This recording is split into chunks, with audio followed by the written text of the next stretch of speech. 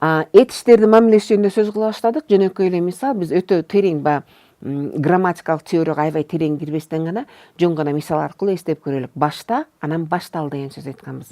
Сабак саат 1-де башталат. Эмне башталат сабак? Бул учурда баштал деген сөздөн биз эмнени деген суроону бере албайбыз. Бул этиштин жанында объект жок. Эмнени деген суроо бере албайбыз.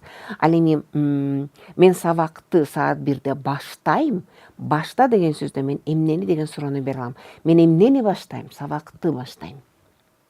Ушул сыяктуу биз мамилелерге де карайбыз дагы, этиштердин формаларын колдонуп, биз кайсы контекстте колдонсо болот, кайсы грамматикалык форма керек экендигин көрөлүк.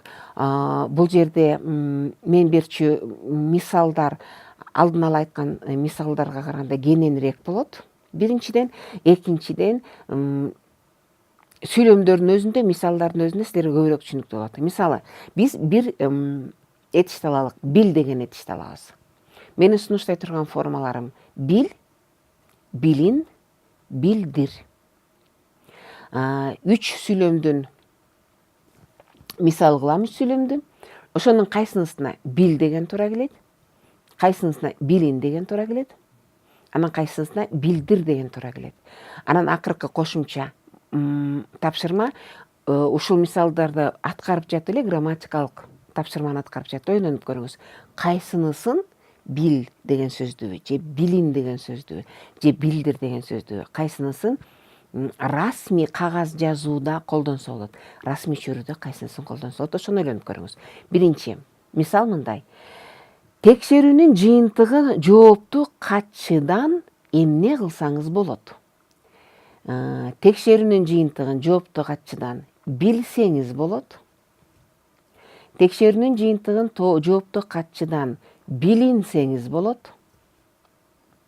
Текшерүүнүн жыйынтыгын жоопту катчыдан билдирсеңиз болот. Кайсы туура келет?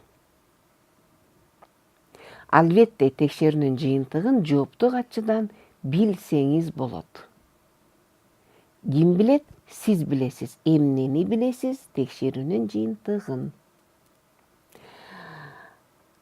Жана кимден билесиз? Жоопту катчыдан билесиз. Экинчи мисал: өз пикириңизди бизге кат аркылуу бирип коюуну суранабыз. Өзүңүздүн пикириңизди бизге кат аркылуу билдирип коюуну суранабыз. Өз пикириңизди бизге кат аркылуу билинип коюңузду суранабыз. Кайсы туура болот? Албетте, билдирип коюуну суранабыз. Эмнени билдиресиз? Өз пикириңизди билдиресиз. Грамматикалык жактан эмнени билесиз да болсо болот, билип койсоңуз болот. Бирок бул жерде башка кошумча дагы сөз турат. Кимге билдиресиз? Билдир эмнени, пикириңизди, билдир кимге. Бул жерде эки сөз бизге жардам берип атат. Этиштин кайсы формасын алыш керек? Демек, өз пикириңизди бизге кат аркылуу билдирип коюңузду суранабыз. Үчүнчү мисал: бул иштин натыйжасы биле элек, бул иштин натыйжасы билине элек, бул иштин натыйжасы билдире элек. Албетте, бул иштин натыйжасы билине элек. Бул жерде бил же билдир деген сөздү кое турган эч кандай кошумча сүйлөмдүн мүчөсү жок. Бул иштин натыйжасы билине элек. Кийинки экинчи этиш: бер, анан берил. Төлөө жөндөмү жок кардарларга насыя бербейт, насыя берилбейт. Төлөө жөндөмү жок кардарларга насыя бербейт же берилбейт. Албетте, туура формасы берилбейт. Себеби деген бербейт деле туура болот, бирок бул жерде андай айтыш керек: ким бербейт? Бул жерде жок. Эч нерсе туурабы? Бул маалымат түрүндө гана жалпыланып айтылган сөз. Ошондуктан төлөө жөндөмү жок кардарларга насыя берилбейт туура болот. Мындай чечим каражатты туура пайдаланууга мүмкүнчүлүк берилет. Мындай чечим каражатты туура пайдаланууга мүмкүнчүлүк берет. Албетте, мындай чечим мүмкүнчүлүк берет. Туура болот. Үчүнчүнү, анкетанын үлгүлөрү колго берилет. Анкетанын үлгүлөрү колго берет. Албетте, анкетанын үлгүлөрү колго берилет. Бул биринчи мисал катары гана айтылган, жалпылаштырып берилген. Ким берет? Бул жерде жок. Экинчиден, эгерде берет дегенди колдонгубуз келсе, анда анкетанын үлгүлөрүн колго берет. Эмнени берет? Анда табыш жөндөмүнүн мүчөсү талап кылынат. Бул жерде жок ал. Анкетанын үлгүлөрү колго берилет. Туура. Кийинки мисалды карап көрөлүк. Бул жерде сөз кара жана карал. Жолугушууда көйгөйлүү маселелер карады. Жолугушууда көйгөйлүү маселелер каралды. Албетте, каралды бул туура форма. Жана башында айткам, этиштин туура формасын тандоо менен катар кайсыл сүйлөмдү расмий чөйрөдө көбүрөөк колдонобуз, ошондо карап отургула дегенбиз. Бул жерде биринчи сүйлөм жолугушууда көйгөйлүү маселелер каралды. Бул негизи расмий чөйрөдөгү кагаздарга тиешелүү маалымат берилет. Бул отчетто жазылабы, билдирүүдө жазылабы. Ушул каралды деген форма көбүрөөк колдонулат. Ал эми эгерде мындай жөнөкөй чөйрө болсо, ооз эки тилде болсо, мисалы ошол жолугушуудан кийин адамдар пикир алмашып, ошого катышкан адам кесиптештери мененби же үй бүлөсү мененби мындай ушул жөнүндө сөз кылганда, ал айтмак, биз жолуктук, анан ал жолугуштан көп маселелерди карадык деп айтышы мүмкүн, туурабы? Ал эми расмий түрдө кыска жана бир сүйлөм менен жана мындай ким караган эмес, четтетилип мындай жалпы көрүнүш жөнүндө маалымат берүү катары ушул форма колдонулат. Жолугушууда көйгөйлүү маселелер каралды. Ким караганы конкрет айтылбайт, жалпы гана маалымат ушул окуя жөнүндө. Экинчи мисал, документтерди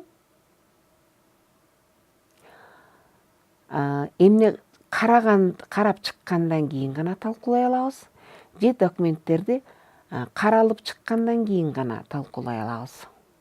Албетте, документтерди карап чыккандан кийин гана талкуулайбыз.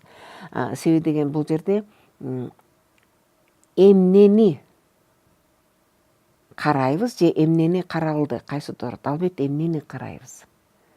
Ошондон документтерди карап чыккандан кийин гана талкуулай алабыз. Бул туура форма. Балким бул расмий иш кагазына көп туура келбейт, ылайык келбейт. Бирок кайсы бир мындай расмий талкуу жүрүп жатканда муну айтса болот. Үчүнчү мисал ушул эле кара жана карал деген сөз менен дагы башка мүмкүнчүлүктөрдү карап чыгууну сунуш кылам, же дагы башка мүмкүнчүлүктөрдү каралып чыгууну сунуш кылам. Албетте, карап чыгуу туура, себеби бул жерде табыш жөндөмүнүн мүчөсү турат. Эмнени? Мүмкүнчүлүктөрдү карайбыз. Бул дагы жазуу түрүндө эмес, мүмкүн көбүрөөк ооз эки түрдө, бирок бул да расмий чөйрөдө колдонулат. Жазуу түрүндө кагазда жазылышы мүмкүн. Бул балким бир сунуш менен кайрылуу болсо, туурабы? Кайсы бир мекемеге же кайсы бир органдарга кайрылган катта жазса болот муну. Дагы башка мүмкүнчүлүктөрдү карап чыгууну сунуш кылам. Эскерт жана эскертил. Эскертүү, урматтуу кеңсе кызматкерлери, туурабы? Же эскертилүү, урматтуу кеңсе кызматкерлери, кайсы туура болот? Албетте, эскертүү, бул туура. Экинчи мисал, бул жөнүндө сизге мурдатан эскертилген, же бул жөнүндө сизге мурдатан эскерткен. Албетте, бул жерде ким аткарганы айтылбай эле турат. Ошондуктан туура формасы бул жөнүндө сизге мурдатан эскертилген. Эгер эскерткен болсо, анда ким деген суроого жооп берсөз болмок. Мисалы, мен сизге эскерткем, же биз эскерткенбиз деген болмок. Ал көбүрөөк ооз эки болот. Ал эми бул жерде жазуу түрүндө анан ким аткарганы бул жерде жок. Экинчиден кичине мазмуну боюнча бул өтө мындай катуу айтылган, нааразылык билдирилген сөз болушу мүмкүн. Ал эми стиль жагынан кичине жумшагыраак, жалпылап, билдирүү үчүн бул жерде ким эскерткени айтылган эмес. Бул жөнүндө сизге мурдатан эскертилген. Туура форма. Жана бул албетте биринчи да экинчи да мисал бул расмий кагаздарда көп колдонулушу мүмкүн. Акыркы мисал ушул сөз менен жылдык кирешеңиз тууралуу маалымат берүүңүз керектигин эскертебиз. Жылдык кирешеңиз тууралуу маалымат берүүңүз керектигин эскертилебиз. Албетте эскертебиз. Себеби бул жерде биз деген сөз жок болсо дагы биздин мүчөсү турат. Биз эскертебиз. Жана эскертебиз эмне жөнүндө. Кийинки сөз талап кыл жана талап кылын. Байкадыңар болуш керек, негизи ушул талап кылын, эскертил, кайталан, ошондой сыяктуу сөздөр көбүрөөк, жазыл деген сөздөр көбүрөөк расмий чөйрөдө колдонулат ушул формасы. Себеби ким жасаганы айтылбайт, жалпы көрүнүш катары гана сунуш кылынат. Жалпы маалымат катары берилет. Ким жасалганын көбүчөдө көрсөтүлбөйт. Азыр башкы жетекчилик жума сайын отчет берүүнү талап кылып жатат, же азыр башкы жетекчилик жума сайын отчет берүүнү талап кылынып жатат. Бул жерде ким жасап жатканы көрүнүп турат, башкы жетекчилик. Ошондуктан талап кылып жатат. Ким? Башкы жетекчилик. Бул кыязы ооз-эки көрүнүш расмий чөйрөгө тиешелүү болсо дагы, негизи бул ооз-эки кепке тиешелүүрөөк, көбүрөөк. Арызыңызга ден соолугуңузду күбөлөндүрүүчү документти тиркөө талап кылынат. Арызга же арызыңызга ден соолугуңузду күбөлөндүрүүчү документти тиркөө талап кылынат. Же талап кылат. Кайсы туура болот? Албетте талап кылынат туура. Бул жалпы талап, жалпы эреже, туура. Ким талап кылынат, кылып жатат, жазылган эмес. Бул жалпыга тиешелүү, жалпы маалымат катары берилген. Ошондуктан арызга ден соолугуңузду күбөлөндүрүүчү документти тиркөө талап кылынат. Комиссия талап кылган бардык маалыматтарды берүүңүздү суранам. Же комиссия талап кылынган бардык маалыматтарды берүүңүздү суранам. Бул расмий кагазга да тиешелүү болушу мүмкүн, жазуу түрүндө, ооз-экиде айтылышы мүмкүн, бирок негизи расмий мамиле жөнүндө айтылат. Жана туура формасы комиссия талап кылган документтер. Комиссия талап кылган бардык маалыматтар. Бул туура форма. Кийинки мисал түз, түзүл жана түздүр. Кайсыл сүйлөмгө коесуз? Бул токтомдун долбоору жетекчилик тарабынан түзүлгөн. Бул токтомдун долбоору жетекчилик тарабынан түзгөн. Бул токтомдун долбоору жетекчилик тарабынан түздүргөн. Кайсы форма туура болот? Албетте бул токтомдун долбоору жетекчилик тарабынан түзүлгөн. Негизи эле ушундай сөз курамы жетекчилик тарабынан деген, президент тарабынан, парламент тарабынан, же болбосо депутаттар тарабынан, өкмөт тарабынан, эл аралык уюмдар тарабынан деп көп айтабыз. Бул расмий тилге мүнөздүү көрүнүш жана бул дайыма өздүк мамиледеги этичти колдонууну талап кылат. Бул токтомдун долбоору жетекчилик тарабынан түзүлгөн. Башка эле мисал, эл аралык уюм тарабынан каржыланган, парламент тарабынан кабыл алынган деп айтабыз.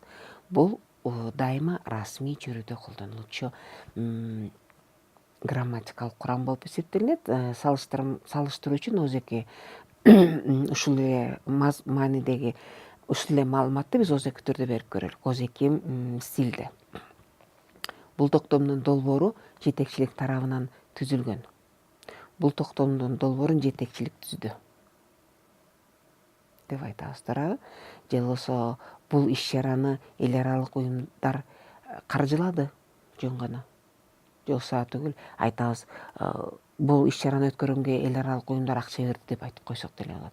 Ал эми расмий билдирсек, маалыматты да, каржылык маалыматты берсек, бул иш-чара эл аралык уюмдар тарабынан каржыланды деп айтабыз. Озеки тилде биз дээрлик колдонбойбуз. Жетекчилик тарабынан, уюм тарабынан деп. Ал эми расмий чөйрөдө колдонобуз, расмий кепте озеки жана расмий жазуу кагаздарында. Ал эми озеки кептик чөйрөдө колдонулбайт көп. Экинчи мисал ошо түз, түзүл, түздүр деген сөздөрдүн кайсынысын колдоносуз? Сиз түзгөн план боюнча иш алып барууну сунуш кылам. Сиз түзүлгөн план боюнча иш алып барууну сунуш кылам. Сиз түздүргөн план боюнча иш алып барууну сунуш кылам. Түздүргөн деле грамматикалык жагынан туура келет, бирок мындай логикалык жагынан туура келбейт. Сиз түзгөн план боюнча иш алып барууну сунуш кылам, бул туура келет. Үчүнчү мисал, катышуучулардын тизмесин катчыга түзүңүз. Катышуучулардын тизмесин катчыга түздүрүңүз. Катышуучулардын тизмесин катчыга түзүлүңүз. Кайсы туура болот? Албетте, эмнени кимге жасатабыз, бул туура. Ошондуктан катышуучулардын тизмесин катчыга түздүрүңүз. Бул туура форма болот. Жана бул акыркы мисал негизи озеки кептик чөйрөгө туура келет да, расмий мамиледеги иш, кээ тиешеси болсо дагы, бирок негизи озеки айтылчу сөз болуп эсептелинет.